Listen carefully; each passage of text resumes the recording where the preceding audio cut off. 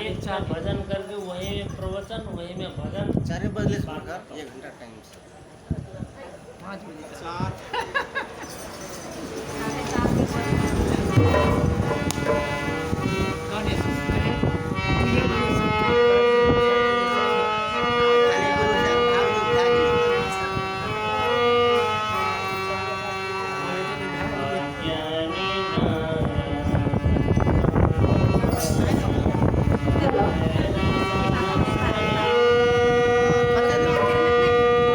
ঠিক আছে এসে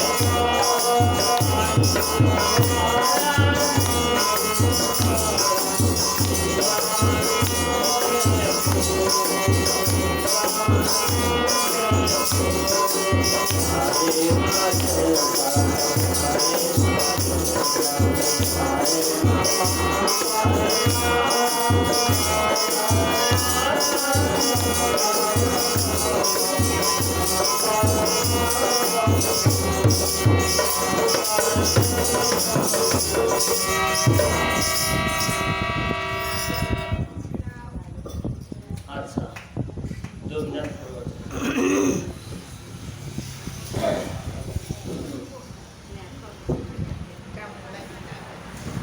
झावळे छान છે खाली हिंदी नेपाली हिंदी मैथिली फिल्मी सब भाषा में काम होते हैं, नेपाली को नहीं काम ये जो है हम ये वीडियो में अपन भाषा बोलने हम अपन हिंदी में खत्म हो जाए।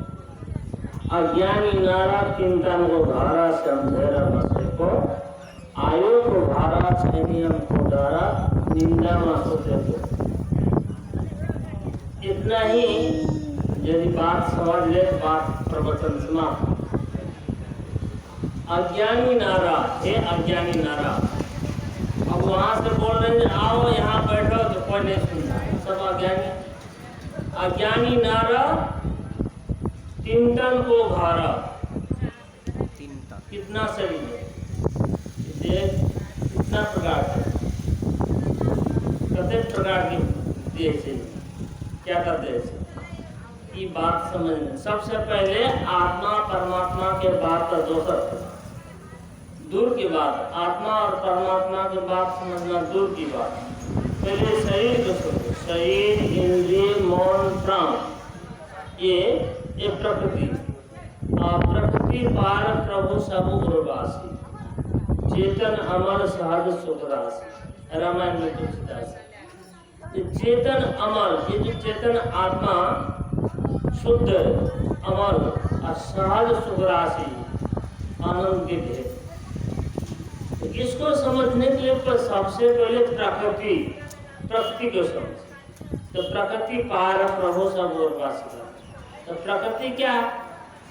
तो प्रकृति शरीर इंद्रिय मौन प्राण ये सब प्रकृति, पांच तत्व का शरीर पृथ्वी जल तेज वायु आकाश, क्षिति जल पावक गगन समीरा, पंच रचित यह अधम शरीर, यह अधम शरीर का इन सबसे उत्तम शरीर है, इसको कह दिया अधम। तो उत्तम शरीर कब होगा और अधम शरीर कब होगा? उत्तम शरीर तभी होगा जो हम लक्ष्य को प्राप्त कर लें, और यदि लक्ष्य प्राप्त नहीं कर सकते हैं तो ये अधम से अधम।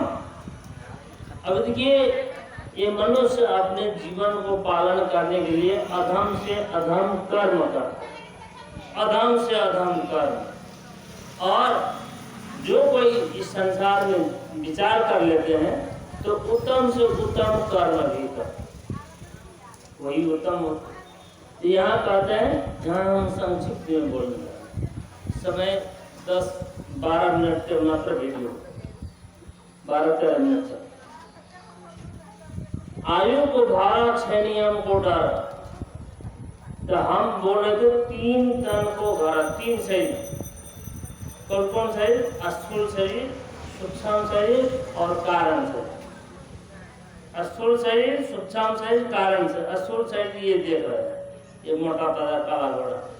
और सूक्ष्म शरीर जब हम स्वप्न में देखते हैं, बिछौना में सोए रहते हैं, कहाँ कहाँ है, हाथ बाजार दृश्य कहाँ कहाँ, वो सूक्ष्म शरीर है।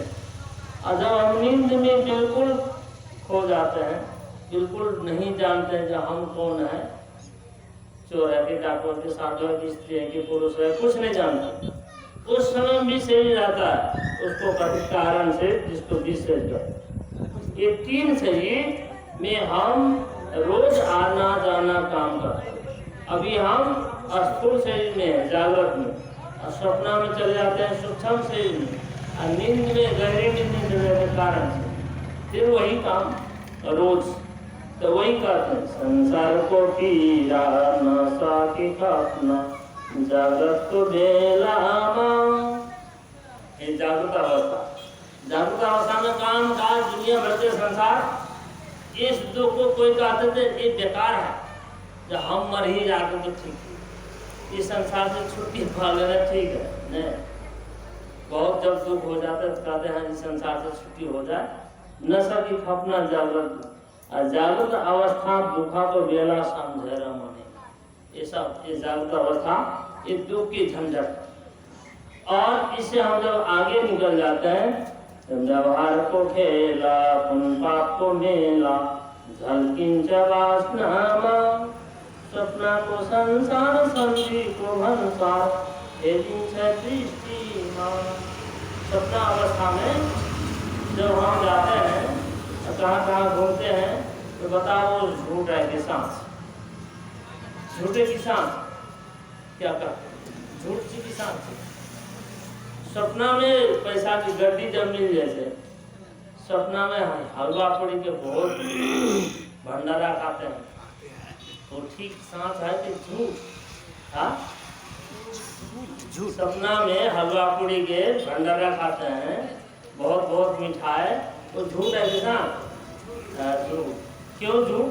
वो खाने से पेट नहीं भरता, न हम देखते हैं, और पैसा मिलने पर भी हमको काम नहीं आता।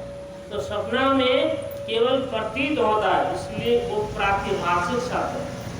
ये प्रतीति शब्द हो, प्रातिभाषिक सत्य कहते।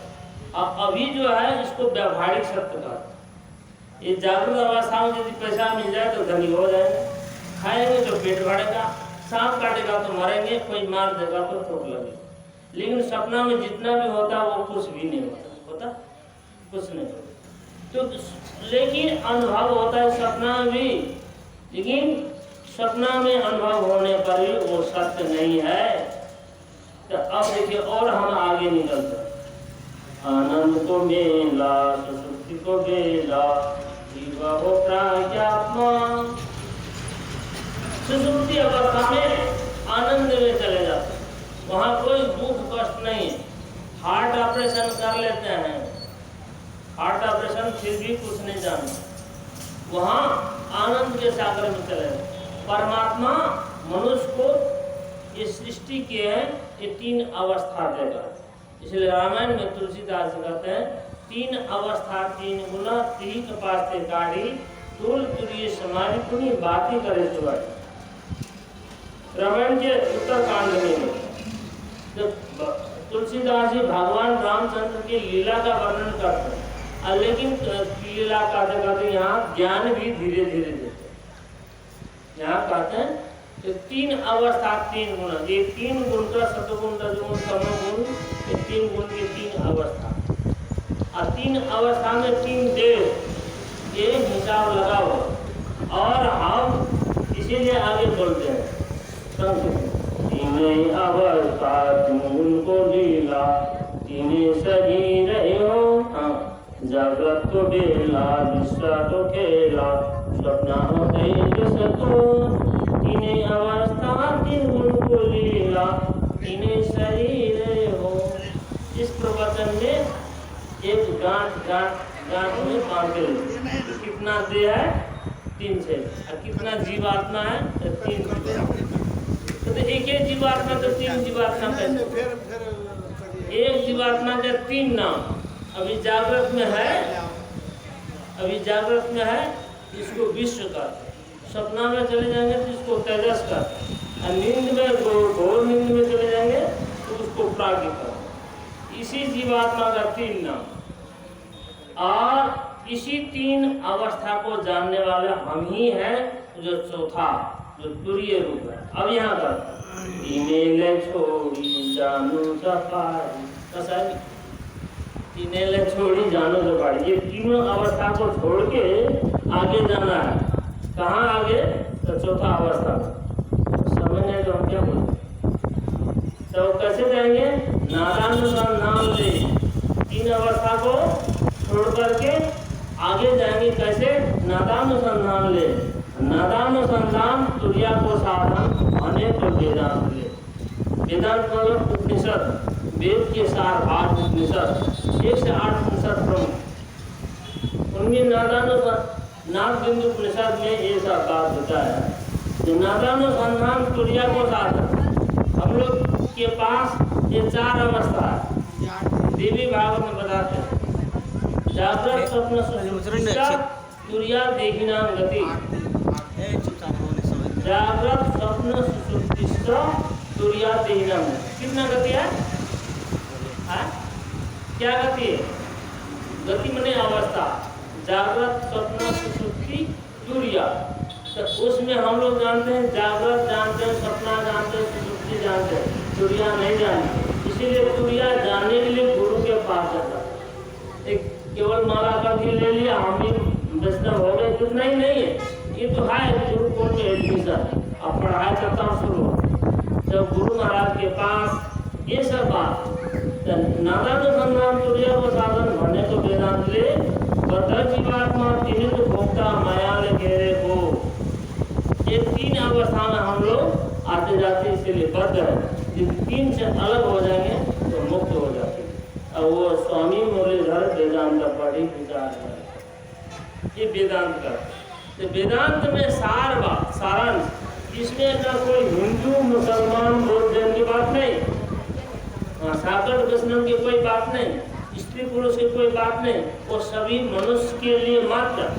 ये तीन अवस्था सबके पास है, तीन देह सबके पास है, और मूल सारांश बात इतना ही है। तो तीन अवस्था से हमको आगे जाना है, तो कैसे जाएंगे उसके लिए खोजी करना है वेदांत में। अब हम अपना प्रवचन यहीं समाप्त करते हैं। जिसको सुनना है, जिसको प्रवचन सुनना है, तो 5 गते सांस और 6 गते बिहान ये प्रवचन, और 1 घंटा तो हमारा जगह है ना, तो हम 1 घंटा टाइम लें, 1 घंटा इसी में विस्तार से प्रवचन करेंगे। इसको आना है, आप सभी को निमंत्रण है।